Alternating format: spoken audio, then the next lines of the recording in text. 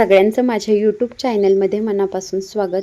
मिरच्या आणून भरपूर दिवस झालेले आहेत, पण मी काय तिखट बनवलंच नव्हतं, कारण तिखट माझ्याकडे शिल्लक होतं आणि लग्न होतं जवळची आणि भरपूर कार्यक्रमही होते, त्याच्यामुळे तिखट बनवणं काय झालंच नाही. तर म्हटलं आज तिखट बनवून घ्यावं. तर त्यासाठी मी आता चुलीवरतीच मिरच्या भाजून घेणार आहे. घरामध्ये मिरच्या भाजायच्या म्हणजे ना सगळीकडं ठसका उठतो. चुलीवरती कसं वाऱ्याने ना धूर इकडं तिकडं जातो, त्याच्यामुळं बाहेर ती जास्त ठसका लागत नाही. त्यामुळं चुलीवरतीच मी मिरच्या भाजून घेणार आहे. आणि ही जर्मलची पाटी घेतलेली आहे, त्याच्यामध्ये मी मिरच्या भाजणार आहेत.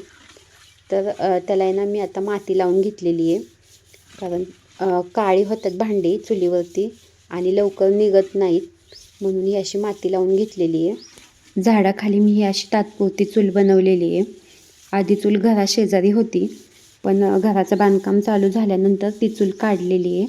त्याच्यामुळं इथं झाडाखालीच मी ही तात्पुरती चूल बनवलेली आहे. घराचं बांधकाम पूर्ण झाल्यावरती मी चांगली पक्की चूल बनवणार आहे.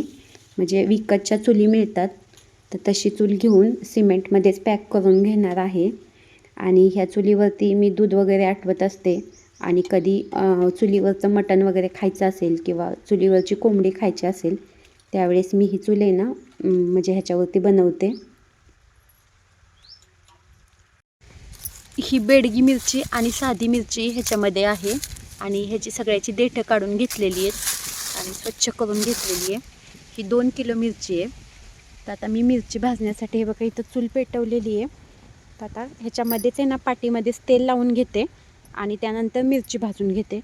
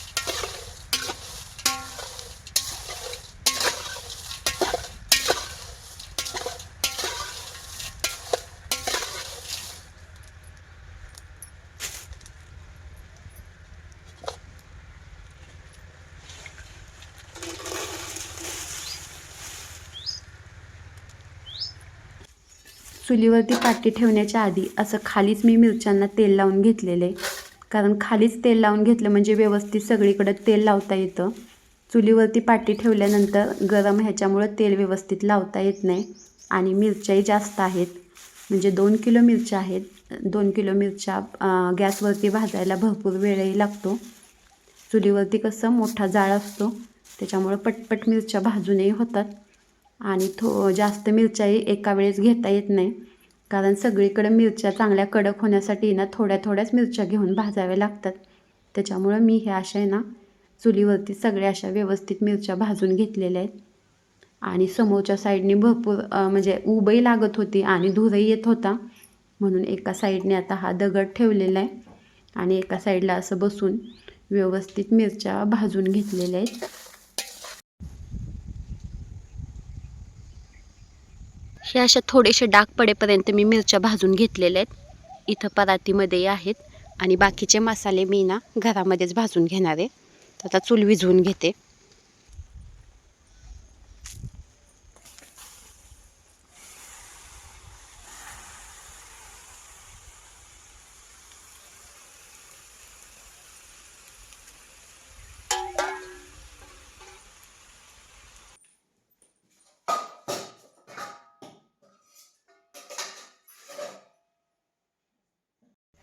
तिखट बनवण्यासाठी जो भाजायचा आहे मसाला तो मी इथं काढून घेतलेला आहे. तर ह्याच्यामध्ये हे धोंडफुले, त्यानंतर हे हिंग आहे आणि ही मेथी आहे. इथं तीळ घेतलेले आहे. त्यानंतर हा कांदा मी चांगला वाळवून घेतलेला आहे आणि इथं मोहरी आहे. हे हळकुंड आहेत आणि हे तमालपत्र आहेत आणि इथं हे धने घेतलेले आहेत. 1 किलोला पाव किलो धने, असे अर्धा किलो धने घेतलेले आहेत. इथं ही खसखस आहे आणि हे खोबरे आहे. खोबऱ्याचे मी असे तुकडे करून घेतलेले आहेत. तर आता मी हे सगळा मसाला आहे ना भाजून घेते.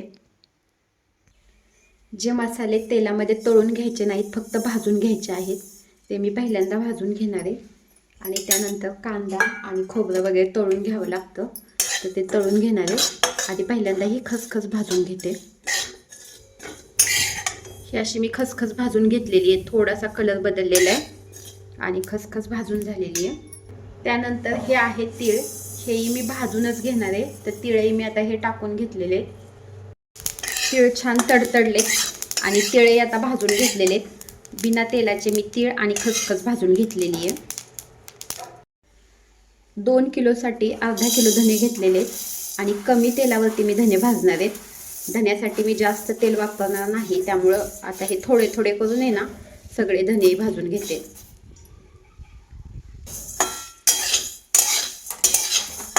धने असे थोडेसे भाजले की मी ह्याच्यामध्ये ना तेल ओतून घेणार आहे. तेल जास्त नाही, थोडंसंच ओतून घेणार आहे आणि ह्यात कमी तेलामध्येच धने भाजून घेणार आहे. मला मसाले करताना मसाल्याचा जो वास असतो तो सगळ्यात जास्त आवडतो. धने, हळकुंड, खोबरं ह्यांचा इतका छान वास येतो.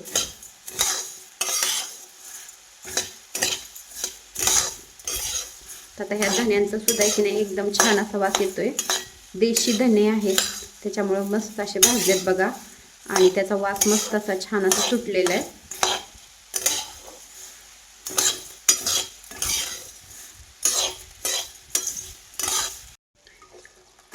हे धने मी असे भाजून घेतलेले आहेत थोडे थोडे डाग पडेपर्यंत. आता उरलेले बाकीचे धने सगळे भाजून घेते. कढईमध्ये मी थोडं जास्तच तेल ओतलेलं आहे आणि हा हिंग घेतलेला आहे तो आता तेलामध्ये टाकून घेते. मी हिंग तळून घेणार आहे. हिंग छान असा फुललेला आहे. आता हिंग हा मी काढून घेते. तेलामध्ये मी टाकणार आहे ही हळकुंड. 2 किलोच्या प्रमाणात मी हळकुंड घेतलेली आहे. मध्यम गॅसवरती मी ही हळकुंड ना तळून घेणार आहे आणि हळकुंड तळल्यानंतर छान अशी फुलतात. अजून काय फुललेली नाहीत, तर तळल्यावर तुम्हाला दाखवते कशी फुलतायत ते. हळकुंडही आता तळली गेलेली आहेत आणि तळल्यानंतर आहे ना हळकुंडाला हे बघा हे असे फुगे येतात आणि तळतानाही थोडीशी ना तेल उडतं, त्यामुळे गॅस कमी करूनच हळकुंड तळावी लागतात.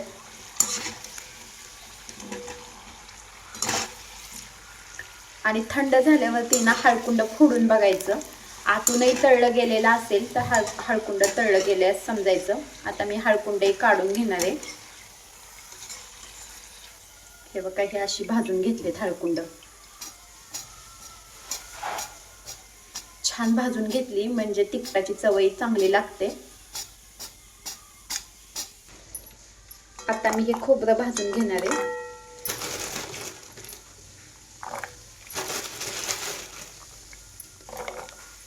थोडं थोडं करून आहे ना सगळं खोबरं हे भाजून घेणार आहे. 2 किलो मिरचीसाठी अर्धा किलो खोबरं घेतलेले आहे, म्हणजे 1 किलोसाठी पाव किलो खोबरं ह्या प्रमाणात खोबरं घेतलेलं आहे मी. आणि मी हे ना मध्यम गॅसवरतीच तळून घेणार आहे. जास्त मोठ्या गॅसवरती ना तळलं तर ना बाकीचं तळलं जातं आणि आतून कच्चंच राहतं. त्यामुळे थोडा गॅस कमी केलेला आहे आणि मध्यम गॅसवरती मी हे खोबरं आहे ना तळून घेणार आहे. तेल गरमच असल्यामुळं खोबरं लगेच तळलं गेलेलं आहे आणि गॅस कमीच ठेवला होता. असं मी खोबरं तळून घेतलेलं आहे. जास्त काळही नाही केलेलं, नाहीतर तिखट करपट लागेल. हे बघा असं तळून घेतलेले. आता काढून घेते. हे तमालपत्र मी तळूनच घेणार आहे.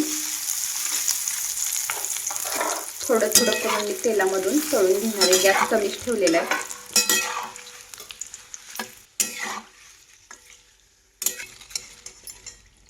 थोडासा कलर बदलेपर्यंत आहे ना हे तमालपत्र मी ना तळून घेतलेले. हे तळूनच घ्यावं लागतं, भाजून घेता येत नाही. त्यामुळे हे असं तळून घेतलेलं आहे. धोंडफूल तळताना मी गॅस बंद केलेला आहे आणि आता धोंडफूल टाकून घेते. कारण तेल भरपूर तापलेलं आहे आणि लगेच धोंडफूल करपेल, म्हणून गॅस बंद केलेला आहे. आणि ह्या बंद गॅसवरती हे धोंडफूल आम्ही हे असं भाजून घेतलेलं आहे.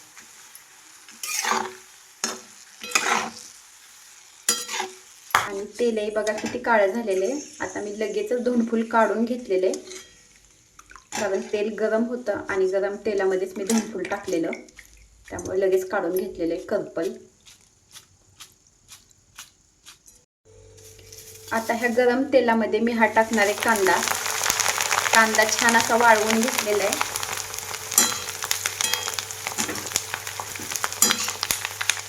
आणि वाळलेला चांगला असल्यामुळे लगेच तळला जातोय. जास्त करपून नाही घ्यायचा, थोडासा सोनेरी म्हणजे असा हा कलर आलेला आहे ना, तसा सगळ्या कांद्याला कलर आला की लगेच मी हा कांदा काढून घेणार आहे. सोनेरी कलर येईपर्यंत मी असा कांदा हा भाजून घेणार आहे. जास्त करपायच्या आधी मी आता हा सगळा कांदा काढून घेणार आहे. कांदा लगेच करपतो. गॅसही बंद केलेला आहे. कांदा तळून घेतल्यानंतर आता ही मेथी घेतलेली आहे. मेथी तळूनच घेणार आहे. मेथीचा कलर हे बघा असा बदललेला आहे. आणि आता मी मेथी काढून घेते. गॅस बंद केलेला आहे. तेल मी कढईतलं काढून घेतलेले आणि आता ही मोहरी टाकून घेते. मोहरी मी तेलामध्ये तळूनच घेणार आहे, पण कमी तेलामध्ये तळून घेणार आहे, भाजून घेणार आहे. कारण जास्त तेलामधून आहे ना मोहरी काढता येत नाही, त्याच्यामुळे तेल कमी केलेले. मला वाटतं अजून टाकावंच लागणार नाही तेल, कारण एवढ्या तेलामध्ये मोहरी छान अशी भाजेल. त्यामुळे आता तेल हे बघा एवढ्या कमी तेलातच आता मोहरी भाजली जाते.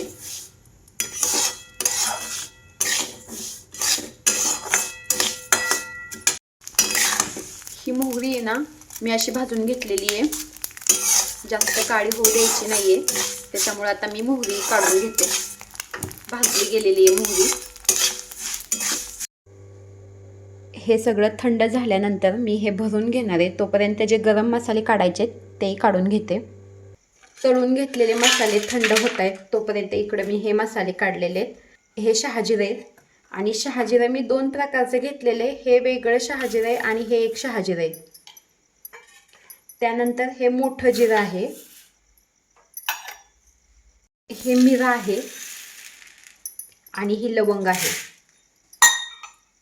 आणि ही सुंठही घेतलेली आहे.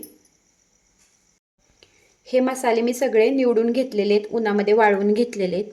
आणि त्यानंतर अजूनही काही मसाले घेतलेले आहेत. ह्याच्यामध्ये ही रामपत्री आहे, त्यानंतर हा आहे त्रिफळा आणि हे चक्री फुले आणि हा मसाला वेलदोडा आहे. हेही सगळे मसाले मी तिखटामध्ये घालणार आहे.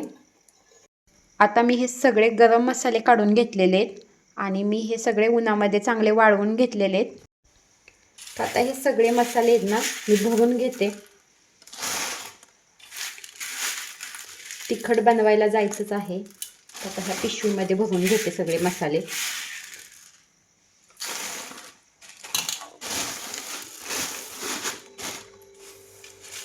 त्याची चव मसाल्याशिवाय अजिबात चांगली लागत नाही. त्यामुळं मसाले भरपूर असावेच लागतात, तेव्हाच तिखट छान होतं. तिखट बनवण्यासाठी हे मोठं मीठ घेतलेले. अशी तिखट बनवण्याची माझी सगळी तयारी झालेली. तर आता तिखट बनवायला जायचे.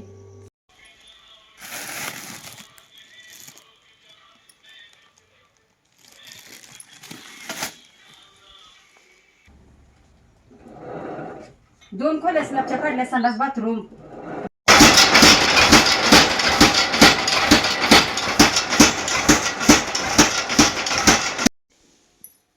वर्षभरासाठी लागणार तिखट मी बनवून आणलेले. आणि हे बघा, ह्याच्यामध्ये काही तेल वगैरे वरून ओतलेलं नाही. आमच्याकडं बायका आहेत ना, वरून तेल ओततात, पण तसं तेल अजिबात ओतलेलं नाही. पण एकदम ओलसर असं तिखट झालेलं आहे. आणि शेवटपर्यंत तिखट असंच राहतं, काहीही होत नाही.